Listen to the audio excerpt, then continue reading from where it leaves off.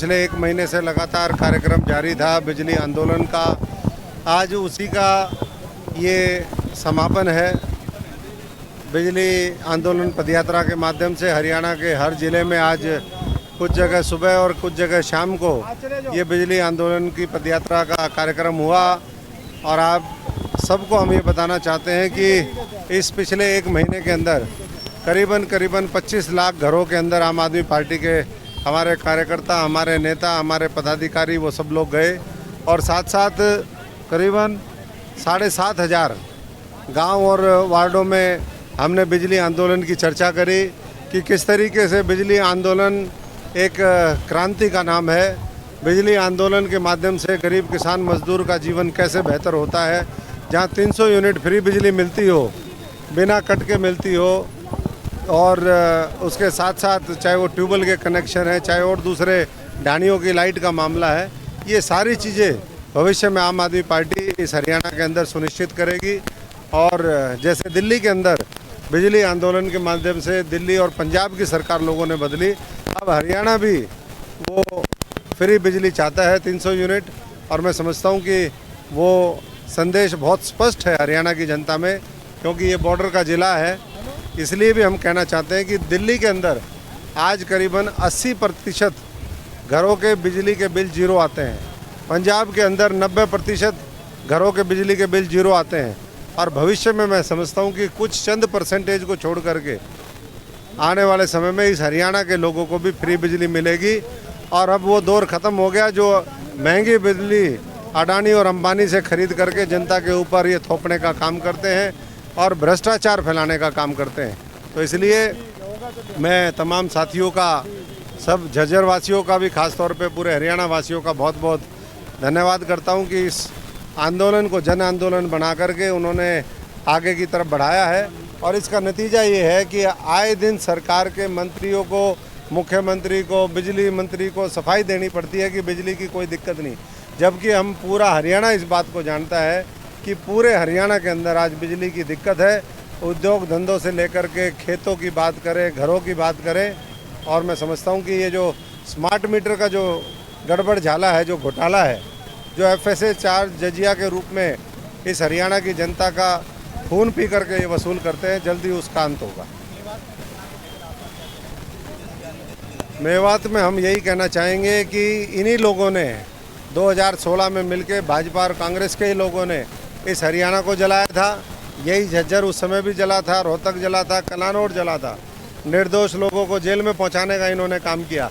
आज फिर वही घटना हम पुनरावृत्ति के रूप में नूह के अंदर देख रहे हैं कि फिर दोबारा हमारा भाईचारा जो आज़ादी के बाद कभी ख़राब नहीं हुआ था, उसको ख़राब करने की साजिश आज भी चल रही है।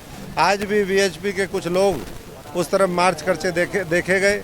और जब मुख्यमंत्री खुद ये कहे कि मैं हर एक को कानून व्यवस्था नहीं दे सकता, हर एक को सुरक्षा नहीं दे सकता, तो मैं समझता हूँ कि इससे ज़्यादा दुर्भाग्य की क्या बात होगी। संसद, आज विधानसभा का सत्र चल रहा है, लेकिन उसके बावजूद भी गंभीरता के साथ ना किसान के मुआवजे की बात हो रही है, फसली क्लेम का जो मामला था, ना फसलें खराब हुई अभी बाढ़ की चपेट में आकर के, जो घर खराब हुए ना उसकी कोई चर्चा है। उसको भविष्य में हम रोकेंगे कैसे, उसकी कोई चर्चा नहीं। CET में आज नौजवानों को CET की चक्की में पीसने का काम कर रहे हैं। 25 लाख के आसपास बेरोजगार आज इस हरियाणा के अंदर है। ना उस मुद्दे पर चर्चा है, ना महिला उत्पीड़न के मुद्दों के ऊपर चर्चा है। तो मैं समझता हूँ कि ये विधानसभा में गए क्यों हैं लोग। ये विधानसभा में इसी तरीके से साँठ-गाँठ करके लगातार प्रदेश की जनता को गुमराह कर रहे हैं, उनके हक छीन रहे हैं। और आने वाले समय में ऐसे सभी दुष्ट पापी राक्षसों का, ये राक्षस एक दूसरे को, जनता को राक्षस कहते हैं, मैं समझता हूँ कि ये लोग असली राक्षस हैं, ये लोग असली दोषी हैं जिन्होंने इस प्रदेश के अंदर भ्रष्टाचार किया, भाईचारा खा गए, नौजवानों के रोजगार खा गए, विकास होने नहीं दिया। और रोड़ी, ईंट, पत्थर, बजरी, सीमेंट, सरिया खाने वाले लोगों को राक्षस कहा जाता है। जी देखिए, बहुत ही दुर्भाग्यपूर्ण है। मैं समझता हूं कि नैतिकता के आधार पर पहले तो उस मंत्री को ही इस्तीफा देना चाहिए।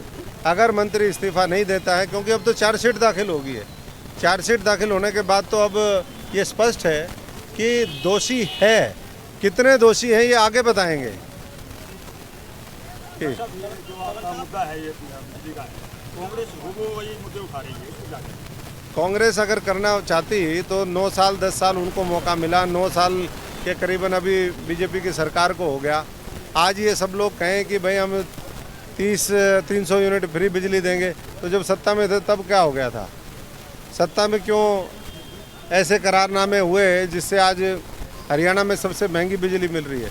तो ये मुद्दे सब जानते हैं कि आज अच्छी शिक्षा का फ्री की जो एजुकेशन है, अच्छे अस्पताल फ्री की जो दवाइयाँ हैं, इलाज है, अच्छे हमारे तमाम जो ज़्यादा से ज़्यादा रोज़गार देने का, उद्योग धंधे स्थापित करने का, और बिजली और पानी फ्री मिले, बुनियादी सुविधाएं जन जन तक मिले, ये अरविंद केजरीवाल का मॉडल है, ये किसी और का मॉडल नहीं।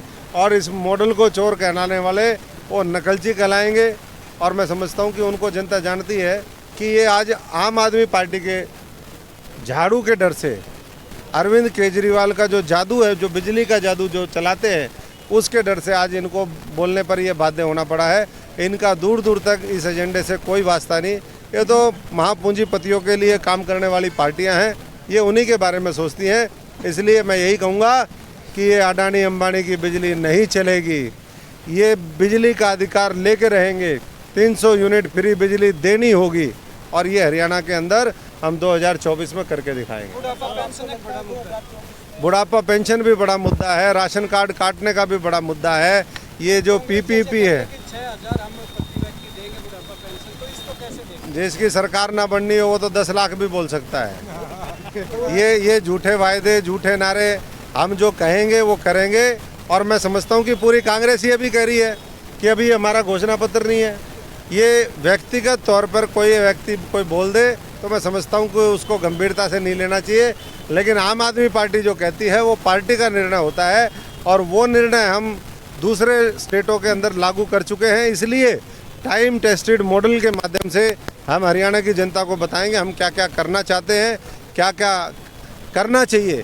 अगर हरियाणा की जनता ये महसूस करती है कि कुछ और अच्छा करना चाहिए, तो हम उनके भी सुझाव को अपने घोषणा पत्र में उतारने का भविष्य में काम करेंगे। और निश्चित तौर पर आज भारतीय जनता पार्टी और जेजेपी की सरकार को हरियाणा की जनता बदलना चाहती है। हरियाणा में कांग्रेस उनके साथ साठगांठ करे हुए है, तो ऐसे में विकल्प जो मजबूत है वो आम आदमी पार्टी और ये जो हमारा नीला पीला झंडा है, अब तो पगड़ी भी बदलने लगे वो। जब से आम आदमी पार्टी आई है, पीली पगड़ी भी लगाने लगे गुलाबी वाले, तो इससे अंदाज़ा लगा सकते हैं अभी पता नहीं क्या क्या कॉपी करेंगे। अभी जो पैदल नहीं चलते थे वो पैदल भी चलेंगे और संघर्ष भी करने की कोशिश करेंगे। लेकिन 9 सालों में अगर ये किया होता तो पिछली बार ही सरकार बन जाती। लोगों का खून पीने वाले, संगठन को कमज़ोर करने वाले, साठगांठ की राजनीति करने वालों का समय खत्म हो चुका है।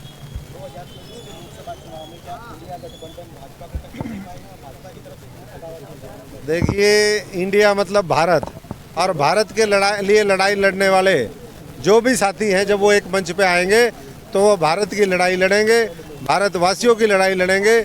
और भारतवासियों की इच्छा अनुसार मैं समझता हूँ कि ऐसी ताकतों की जीत होगी, ना कि उन लोगों की जिन्होंने 10 साल में पूरे देश को लूट लिया, महापूंजीपतियों के इशारे पे काम किया, किसान मजदूर का शोषण किया और कुछ चंद महापूंजीपतियों की जेबें भरने का काम किया। अपने मित्रों को कई लाख करोड़ रुपए, 14 लाख करोड़ रुपए के कर्जे माफ़ करके उनको बाहर भगाने का काम किया।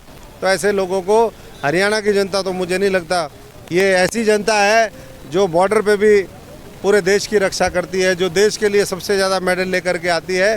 तो मैं समझता हूँ कि वो उनको छोड़ेगी नहीं।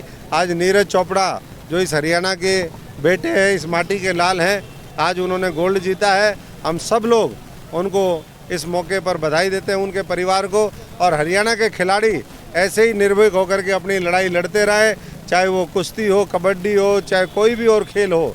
हर खेल में मैं समझता हूँ कि उत्कृष्ट जो है वो प्रदर्शन उन्होंने किया है। आगे और ऐसी योजनाएं बनेंगी जिसके माध्यम से वो और बेहतरीन प्रदर्शन कर सकेंगे। धन्यवाद। आम आदमी